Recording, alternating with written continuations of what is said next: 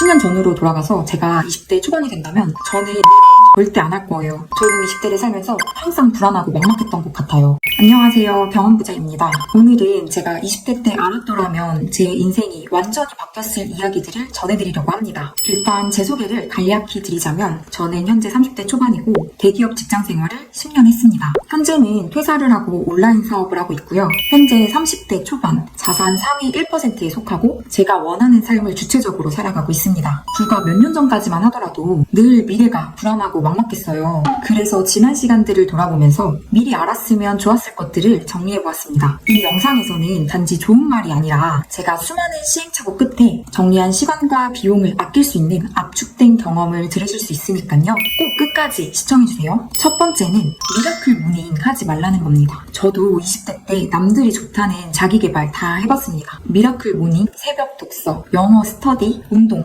책장은 늘 자기계발서로 가득 찼었어요. 근데 이상하게도 제 삶은 그대로였습니다. 하루하루 열심히 사는데도 앞으로 나아가는 느낌은 없었어요. 그때 제가 깨달은 게 딱 두 가지였어요. 첫 번째는 목적 없는 인풋은 의미가 없구나. 목표 없이 제가 책을 읽고 새벽 영어학원에 다니고 운동을 했습니다. 물론 아무것도 안 하는 것보단 낫지만 목적이 없으니까 지속할 수가 없더라고요. 두 번째는 인풋만 해서는 변화가 없다는 겁니다. 보통은 책을 읽고 흘려보내거나 감명받는 것도 그때뿐이었습니다. 나중에 그 책의 내용이 하나도 기억이 안 나더라고요. 그래서 제 마음을 좀 고쳤습니다. 읽은 책은 실행할 수 있도록 내 삶에 한 줄이라도 적용을 해보자. 20대 때는 인간관계에 고민이 굉장히 많으시잖아요. 저 역시 책에서 배운 것들로 하나씩 써먹어봤습니다. 무례한 상사에게 현명하게 대처하는 방법, 업무를 떠넘기는 동료에게 기분 나쁘지 않게 말하는 방법, 이런 것들을 하나씩 실천을 해보니까 책이 단순히 정보가 아니라 내 삶의 해결책처럼 느껴졌어요. 그렇게 책을 내 현재 고민을 해결해주는 도구로서 활용을 했고 간접 경험도 많이 쌓고 저만의 세계를 넓혀갔습니다. 영어 공부도 마찬가지였어요. 여행 가서 스터디 때 배운 한 문장이라도 꼭 써먹어봤습니다. 스피킹 시험도 여러 번 봤고요. 그리고 이 모든 제 삶을 기록하기 위해서 블로그를 시작했습니다. 운동 기록, 여행 기록, 맛집 기록 이런 것들을 적다 보니까 제 생각도 정리가 되고 나중에 추억으로 남을 수 있는 것들도 많더라고요. 덕분에 생각지도 않았던 협찬도 들어오고 생활비까지 절감이 되었습니다. 그리고 내 돈 주고는 하지 않았을 법한 체험도 많이 하면서 점점 저를 더 많이 알아가게 되었던 것 같아요.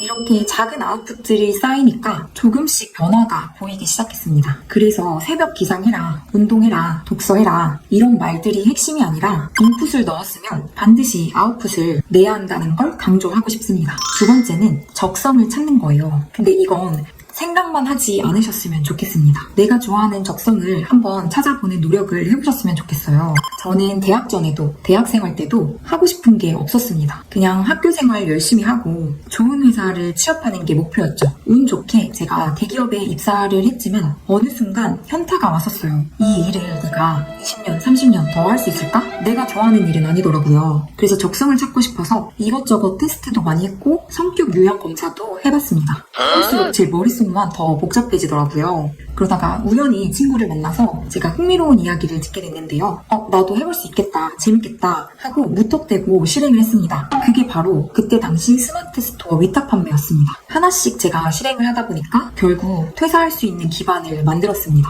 그때 제가 깨달았어요. 적성은 생각만으로 찾는 게 아니라 실행을 해봐야 된다는 걸요. 실제로 부딪히고 몸을 움직여야 알 수 있더라고요. 내가 좋아하는 분야도 해보고 관심 없던 분야도 해보고 그 과정에서 뜻밖의 흥미와 가능성을 볼 수 있거든요. 이런 점에서 저는 여행도 큰 도움이 됐던 것 같아요. 여행은 단순히 사진 찍고 풍경만 보는 게 아니라 낯선 환경 속에서 내 시야를 확 넓혀줍니다. 여행지에서 새로운 문화를 마주하거나 다른 삶의 방식을 보게 되면 내가 고민하던 게 얼마나 작았는지 또 세상에는 내가 모르는 기회들이 얼마나 많은지를 알게 됩니다. 그래서 지금은 여행이든 낯선 경험이든 알바나 봉사활동이다 뭐든 좋습니다. 이런 다양한 경험들이 결국 적성을 찾는 가장 빠른 지름길입니다. 생각만 하지 말고 작은 움직임이라도 꼭 해보세요. 세 번째는 빨리 성공하려 하지 마라입니다. 이건 조급함 없애는 멘탈 관리인데요. 저도 20대 때는 항상 조급했어요.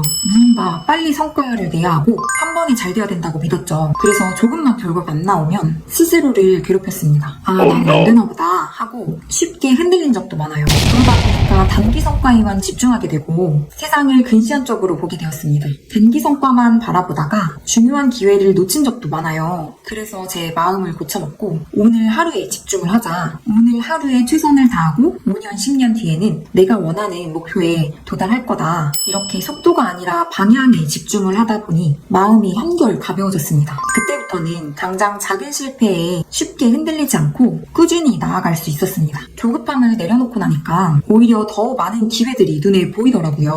꾸준한 길이 결국 가장 빠른 길이고 바쁜 일상 속에서도 여유를 좀 되찾았습니다. 조급할수록 오늘 하루에 꼭 집중해보세요.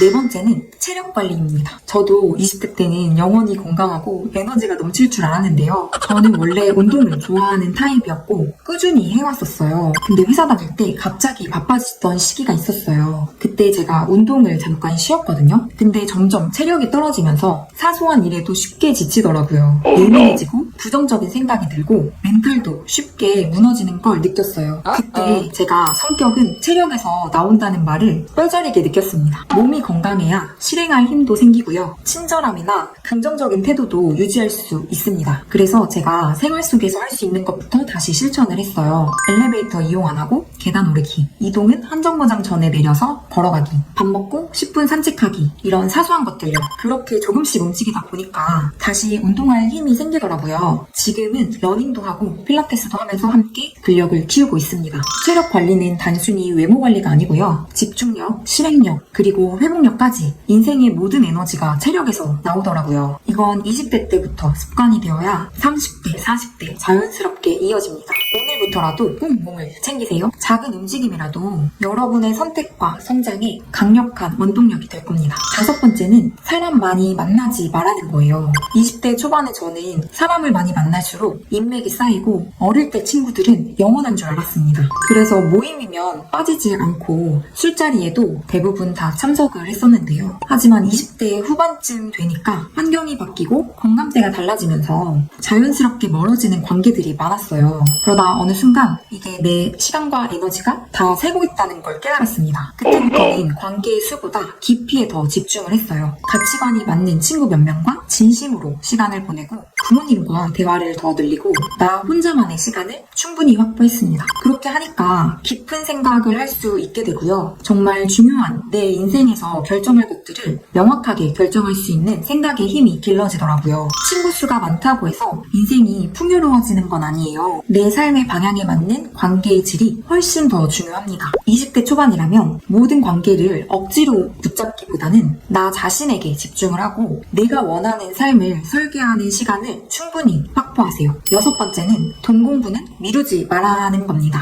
사회 초년생 때 저도 돈 이야기가 아주 먼 이야기처럼 느껴졌습니다. 지금은 저축만 하면 되지, 재테크는 나중에 배우면 되지, 이렇게 생각을 했었어요. 그러던 어느 날 제가 20대 중반이었는데요. 한 친구가 오피스텔을 구입을 한다는 거예요. 그 친구는 금수저도 아니었고 그냥 본인이 모아둔 돈과 약간의 대출을 받아서 마련을 한다고 했습니다. 근데 그 나이대에 부동산을 구입하는 주변에 친구도 없었고 대출을 받는다는 건 더욱 놀라웠던 일이었어요. 근데 그 오피스텔이 10년이 지난 지금 현재 무려 4배가 되었습니다. 시간의 복리는 절대 이길 수 없구나. 저는 저축만이 답이 아니라는 걸 꼭 말씀드리고 싶어요. 저도 그래서 친구의 자극을 받고 재테크에 관심을 두면서 주식, ETF, 펀드, 코인, 연금, 세금 이런 기초 지식들을 쌓아 나갔어요. 20대에는 당연히 돈이 없잖아요. 근데 배우지 않으면 30대, 40대 되었을 때 기회가 왔을 때 잡지 못하고 격차가 확 벌어질 수 있습니다. 그리고 결혼이나 육아 같은 큰 이벤트가 다가오면 노동만으로 벌 수 있는 수입이 한계가 올 수도 있습니다. 돈 공부는 단순히 부자가 되기 위한 건 아니에요. 내 삶을 지키고 내가 원하는 삶을 살 수 있게 도와주는 도구예요. 만약 돈 공부가 처음이시라면 소비 패턴부터 정리해보고 쉬운 책부터 읽어보시는 걸 추천드립니다. 그리고 마지막 7번째는요. 멘토를 찾는 거예요. 저도 한때 모든 걸 스스로 해야 진짜 내 것이 된다고 생각했습니다. 그래서 늘 혼자 헤매며 길을 찾았고 그러다 보니 배움에도 시간이 너무 너무 오래 걸렸어요. 예를 들어 운동을 할 때도 혼자 헬스장에서 이것저것 시도를 하다가 다치는 경우도 있었고요. 그러면서 몇 달을 쉰 적이 있었어요. 이게 차라리 처음에 비용 부담이 되더라도 PT를 받아서 정확한 자세를 익히는 게 훨씬 더 효율적이에요. 요즘은 유튜브 영상이나 홈트로도 충분하지 않나? 라고 생각하실 수도 있는데요. 물론 그렇게도 잘 해내시는 분들 많습니다. 하지만 대부분은 자신의 현재 상태와 목표에 맞는 조언이 없이 시작하다 보니까 동기부여가 떨어지거나 방향을 잃고 금방 포기하곤 합니다. 예시로 제가 운동을 들었지만 내가 원하는 방향에서의 멘토는 꼭 필요한 것 같아요. 방향을 잡아주고 불필요한 소모를 막아주거든요. 여기에 더해서 공감대까지 형성할 수 있는 멘토 한 명 있으면 인생은 훨씬 더 빠르고 단단하게 나아갈 수 있습니다. 물론 좋은 멘토를 찾기에는 쉽지 않아요. 잘못된 조언이나 자기 자랑만 하는 사람들도 많으니까요. 하지만 지금부터라도 작은 시도라도 한번 해보세요. 관심 분야의 스터디 모임을 참여해보기, 직장이나 학교 선배에게 구체적인 주제로 물어보기, 책이나 강의로 만난 저자나 강사에게 메일 보내보기. 이런 작은 움직임들이 여러분의 멘토를 찾게 해주고 여러분의 길이 훨씬 더 빠르고 덜 힘들게 해줄 거예요. 여러분, 시간은 정말 빨리 지나갑니다. 저도 영원히 20대일 줄만 알았는데요. 20대 때 최대한 많은 경험과 시행착오를 겪고 원하는 목표를 꼭 이루시길 바라겠습니다. 이 영상이 도움이 되셨다면 구독과 좋아요 눌러주시고요. 더 궁금한 점이 있으시면 댓글 달아주세요. 제가 최대한 다 답글 달아드리도록 노력하고 있습니다. 오늘 영상도 시청해주셔서 감사합니다.